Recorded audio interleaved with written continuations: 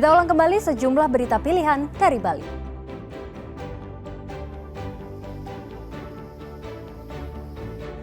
Seorang remaja tewas tenggelam saat berenang di air terjun Kebo Iwo, Buleleng.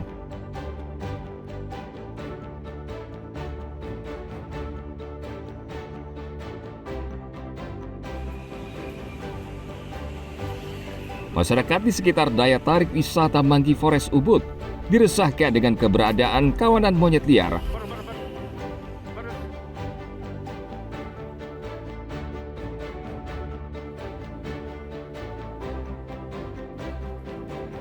Pria Karangasem sukses jual keripik tempe hingga ke Amerika Serikat.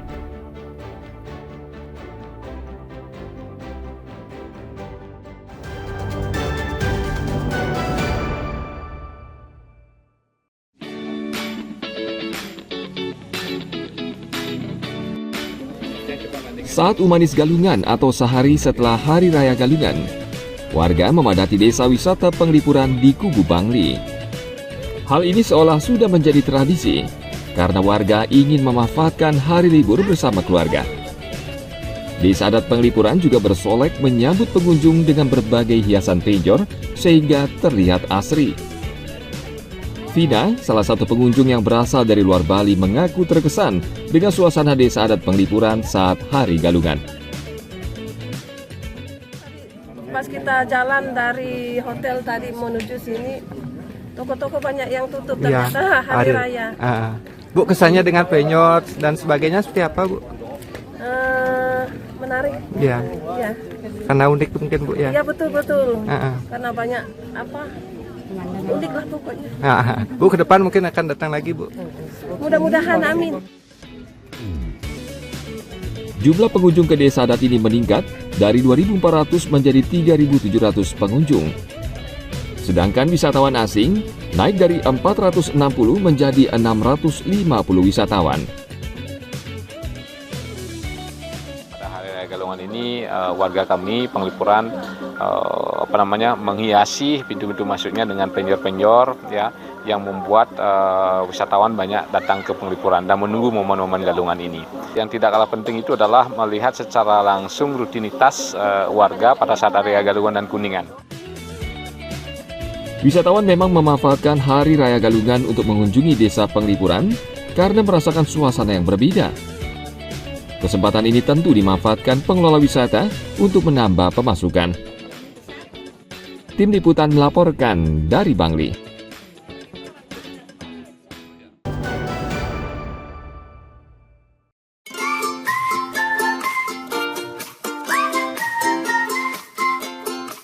Monumen Perjuangan Puputan Badung di Kota Denpasar kini tampil berbeda. Ada tambahan ornamen patung baru sehingga monumen menjadi lebih cantik dan enak dipandang. Kehadiran ornamen ini menjadi daya tarik baru bagi warga yang melintas maupun berkunjung ke lapangan Puputan Badung di Kota Denpasar. Selain itu, ornamen patung ini juga menambah nuansa sejarah perjuangan heroik rakyat Badung melawan kolonial Belanda menjadi lebih hidup. Menarik sekali ya untuk mengedukasi anak-anak tentang pahlawan dulu ya. Dan tempatnya juga bagus, itu nyaman untuk bermain anak-anak, untuk menambah pendidikan juga. Jadi dan khususnya sejarah ya. Sejarah ya, Bu. Jadi anak-anak bisa mengetahui, Bu, ya. Iya, iya. Ini pertama kali, Bu, ke sini, Bu, melihatnya. Oh, Diki setelah direnovasi Diki udah pertama kali yang pergi. Ya menarik sekali Pak, ini banyak saya lihat relief, mungkin menggambarkan sejarah ya, bagus untuk anak-anak juga untuk menambah wawasan mereka dengan sejarah Bali mungkin ya, dan masa lalu yang dikenang untuk pelajaran mereka untuk di sekolah juga kan berkaitan juga ya. Niki pertama sih saya lihat bahan mungkin sama bentuk motif niki kayak ada perak-perak coraknya, niki menarik untuk dilihat nih ya. Puputan Badung ini adalah merupakan suatu pengingat bahwa pernah terjadi perang yang sangat hebat di Badung, terutama di Denpasar, Badung dan Mengwi, 3 kerajaan itu melawan penjajahan Belanda. Yang mungkin yang dapat kita ambil adalah bagaimana pejuang-pejuang kita, pahlawan-pahlawan kita mempertahankan kemerdekaan yang dapat dilihat dari diorama di belakang ini, sejarah bagaimana puputan itu terjadi sampai akhirnya Indonesia dapat merdeka. Selain sebagai tempat untuk bersantai, monumen ini juga memiliki nilai pendidikan tinggi dan media bagi orang tua untuk mengajarkan anak-anak mereka tentang sejarah Bali. Monumen Puputan Badung bukan sekadar ikon kota, namun kini menjadi ruang belajar sejarah bagi generasi dan Gen Alpha, sekaligus ruang publik yang makin nyaman bagi keluarga. Ana Agung Gede Agung melaporkan dari Denpasar.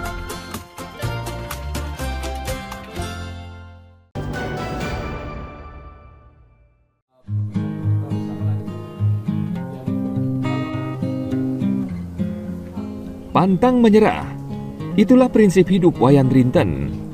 Pria asal desa Jasri, Karangasem ini kini sukses menjadi pengusaha keripik tempe di Bali. Rinten sebelumnya bekerja di salah satu hotel ternama di Amat, Karangasem. Namun ia terpaksa mengundurkan diri dan banting setir karena perusahaan tempat ia bekerja terkena imbas dari wabah COVID-19. Rinten memutar otak untuk menafkahi anak dan istrinya. Ia mencoba membuka usaha keripik tempe, dan tak disangka usahanya berkembang pesat dengan omset puluhan juta rupiah. Berbeda dengan keripik tempe lainnya, keripik tempe Rinten terbuat dari rempah-rempah asli sehingga terasa bumbu sune cekuh khas Bali. Dulunya adalah seorang mantan manajer GM di salah satu hotel besar di Amat, Bali Timur. Januari 2020 saya sudah mendengar yang namanya corona virus itu, artinya kami juga bertahan sampai akhir 2020. Akhirnya awal Januari 2021 saya betul-betul resign. Artinya saya mencoba untuk melirik bisnis keripik, startnya mulai dari tempe. Dari tempe itu berkembang sampai ke talas dan keladi.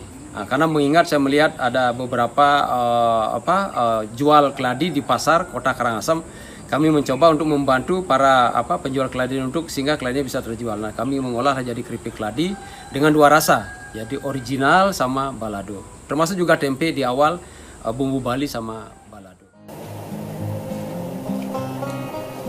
Membuat keripik tempe tidak terlalu rumit. Rinten memilih dahulu tempe yang baik, lalu memotongnya sesuai ukuran. Kemudian ia mencampur potongan tempe tersebut dengan adonan bumbu dari rempah. Setelah itu ia menggorengnya sebanyak 2 kali agar renyah dan tahan lama. Setelah garing, Rinten lalu mengemasnya dalam plastik yang berisi 12 potong tempe dengan harga Rp10.000 per bungkusnya. Selain bumbu Bali, Rinten juga menjual varian tempe bumbu balado serta keripik lainnya seperti talas, singkong, dan usus. Seiring dengan waktu berkembang, artinya 2022 ya kami sempat juga diundang oleh Ida Foundation, itu yang pemiliknya dari Australia, dan kami sempat produk kami, keripik kami dibawa ke G20 pada saat itu pameran di Nusa Dua. Artinya kami dari sana kami tetap fokus, semangat, artinya berkembang sehingga kami bisa menembus semua pasar yang ada di Karangasem, termasuk BUMDes, sekolah maupun minimarket. Olahan keripik kami yaitu mulai dari tempe, singkong sampai saat ini singkong, keladi maupun usus. Perharinya kami bisa produk hampir 800 pak per hari. Untuk pelanggan biar betul-betul dapat dari produk kami.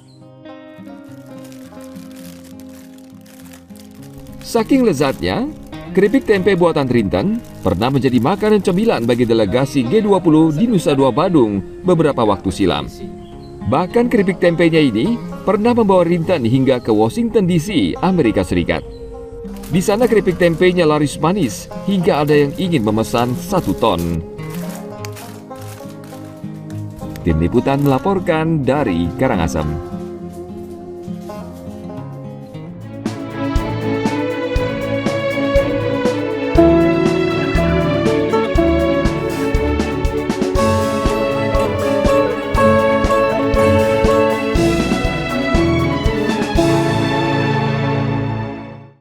Informasi tadi mengakhiri jumpa kita pagi ini.